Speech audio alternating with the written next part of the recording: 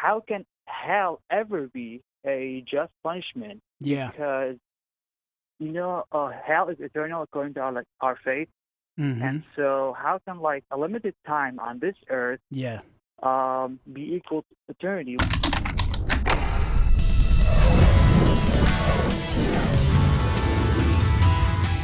Well, Fadi, you were on the right track, because if the question is it just for God to send someone who rejects him to eternal punishment in hell? The answer, based upon a finite temporal sin, right? A sin that lasted only a finite time, but yet's going to have an infinite, everlasting duration of punishment.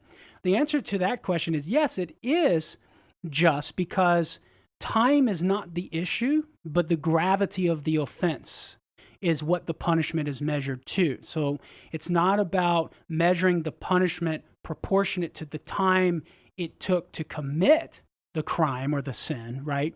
But the measure of the punishment is proportioned to the gravity of the offense, or the measure of the fault, as to the degree of the severity of the fault. And St. Thomas Aquinas articulates this beautifully, Fadi, in the supplement to the Summa Theologia, question 99, article 1.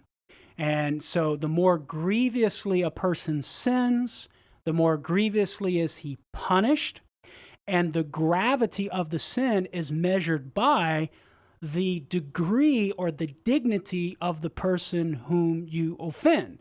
And since God is infinite in dignity, then it's just and fair for the person to merit an infinite duration of punishment, right? So it's perfectly just for God to send somebody to hell who has decided to no longer be with him for an eternity in order to experience an everlasting punishment. So, but that's a different question than as to why God created people in the first place, knowing that they would reject him. And it is a mysterious question. But I think, Fadi, one thought that comes to mind is that existence is a good.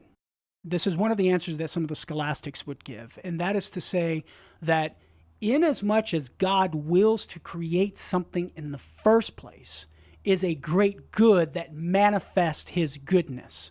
So think about creation. Everything that God creates manifests God's goodness in his being in some way. And for something to even exist is a great manifestation of God's goodness.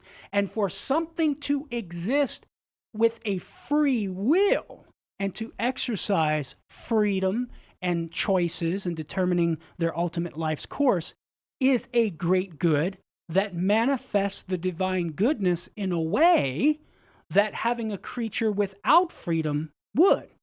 And so, some of the scholastics would say that is a great good for which God can create, because it is a manifestation of his goodness.